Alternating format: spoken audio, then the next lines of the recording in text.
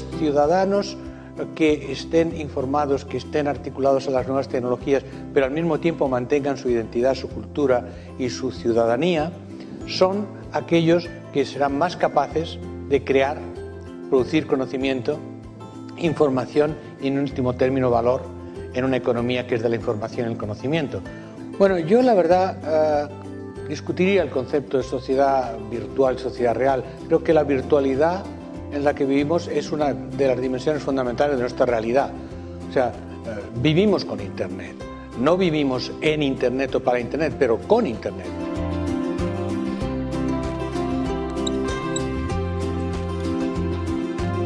We're in a moment of time in which our society is undergoing profound and prolonged change. Technological change, cultural change, economic change, political change, and education has to prepare kids not for the world that was, but the world that will be.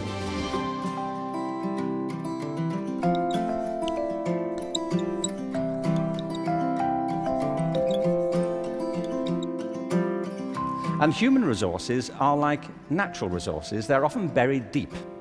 You have to go looking for them. They're not just lying around on the surface. You have to create the circumstances where they show themselves. And you might imagine education would be the way that happens, but too often it's not. Every education system in the world is being reformed at the moment, and it's not enough. What we need, and the word's been used many times during the course of the past few days, is not evolution, but a revolution in education. This has to be transformed into something else. And the reason so many people are opting out of education is because it doesn't feed their spirit. It doesn't feed their energy or their passion. So I think we have to change metaphors. We have to go from what is essentially an industrial model of education, a manufacturing model, which is based on linearity and conformity and batching people. We have to move to a model that is based more on principles of agriculture. We have to recognize that human flourishing is not a mechanical process, it's an organic process. And you cannot predict the outcome of human development. All you can do is, like a farmer, is create the conditions under which they will begin to flourish. So when we look at reforming education and transforming it, it isn't like cloning a system. Now, in this room, there are people who represent extraordinary resources in business, in multimedia, in the internet. These technologies, combined with extraordinary talents of teachers, provide an opportunity to revolutionize education. One of the important aspects of the learning process that students need to learn is that it's social, it's connected, it's networked. It doesn't send the right message to students if we say, learn in social, connected ways, but I'll teach you in one way. So the importance of teaching together is that it gives students a multidimensional experience of knowledge. It teaches students the importance of being connected and collaborating with others in activities that we're involved in. What's different today, I think, is that the knowledge pieces are fragmenting more rapidly, and there's more fragments than there used to be. So what used to be, let's say, a 200-page textbook might today be a 5-minute video on YouTube or a 10-minute lecture on a different site. So the knowledge pieces are smaller now than they perhaps were in the past. But the interesting thing is, once your knowledge pieces become smaller, there are more configurations available. So if you have 5 pieces of information, you can connect them a certain number of ways. So that's where we need to test the validity of the knowledge coherence that we're making. But all of these, again, are part of this process of being network and connected, and we form new ideas and we challenge those ideas through those networks. In a classroom, you can have students start playing with video recordings and remixing videos, and you can teach them how to begin to learn or function in a social network that maybe includes students from other cities. Now, none of these things mean you have to change your curriculum yet. These are all systems that allow you to change the teaching and learning process.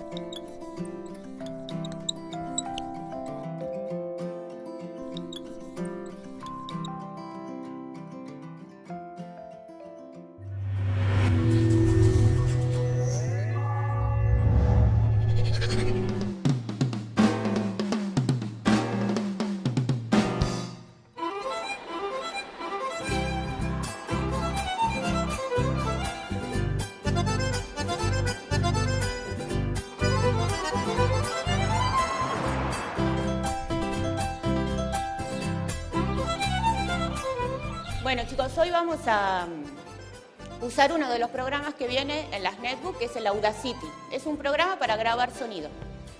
Lo que les pido es esto, que ustedes se imaginen a un científico. Ese científico tiene que estar haciendo una investigación.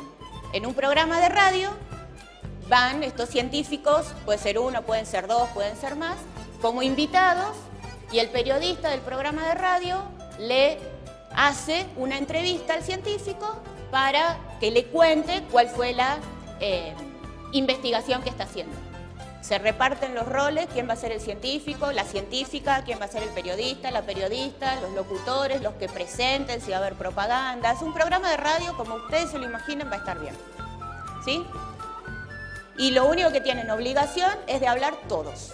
No puede haber ninguno que no hable. Todos tienen que participar diciendo algo. Me llamo Fernanda Planel y en el colegio de Payogasta, donde estamos ahora, enseño filosofía.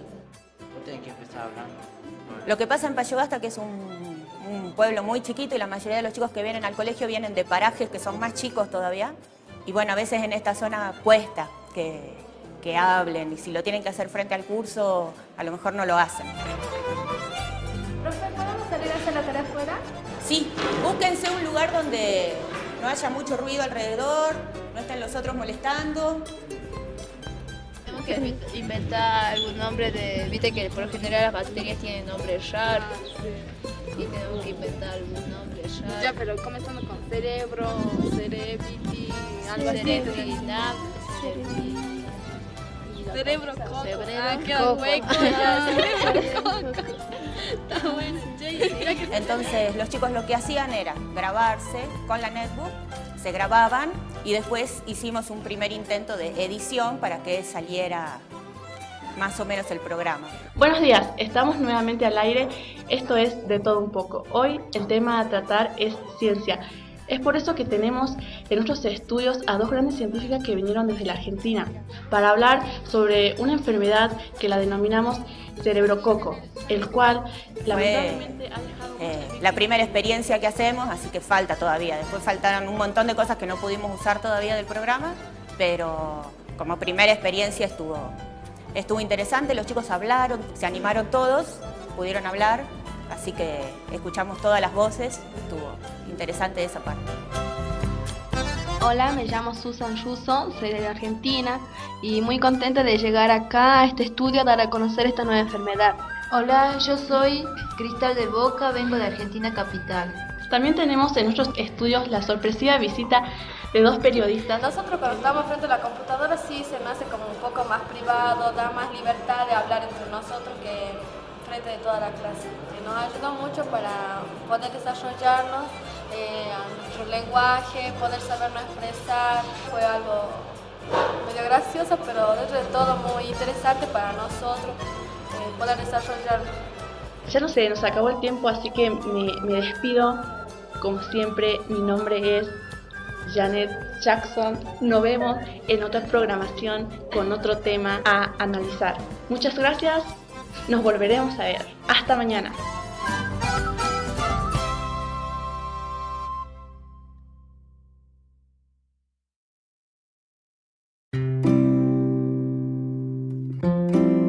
Hello, my name is Judy Harris. It's preposterous, isn't it? Design a house around a faucet.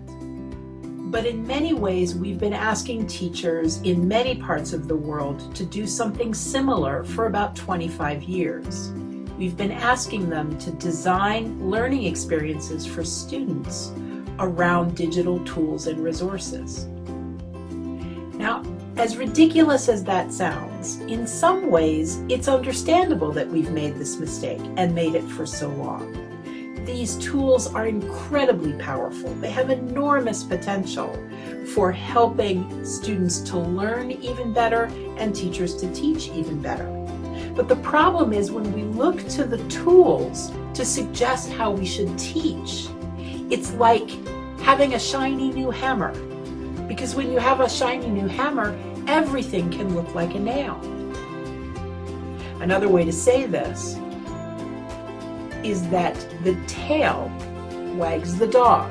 When we look to the technology to suggest how we should teach, how we should help students to learn.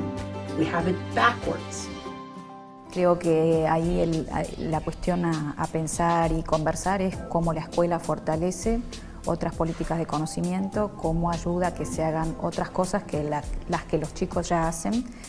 Los chicos usan mucho las netbooks para entretenerse, para comunicarse, navegar con las cosas que les interesan, y eso está muy bien. Me parece que la escuela tiene que ayudar a ampliar sus horizontes con otras búsquedas, entendiendo mejor qué es lo que hay atrás de los buscadores, por ejemplo, qué otro tipo de producciones se pueden hacer. Si yo hago, no sé, un remix, hago un video, bueno, cómo ese video puede dialogar con otras producciones culturales, cómo puede dialogar también con las disciplinas de la escuela, bueno, cómo la historia, la sociología, la economía, la geografía me ayudan a pensar mejor el mundo en el que vivo, o el mundo natural también. Yo puedo tener muchas cosas a mano, pero si no sé que existen, no las busco. Entonces ahí, si nadie me muestra que valen la pena, que me dicen algo para mi vida, no las voy a ir a buscar. Entonces sí creo que en eso el lugar de la escuela sigue siendo el mismo en otras condiciones, que es el de poner a disposición conocimientos, lenguajes, ayudar a enriquecerlos.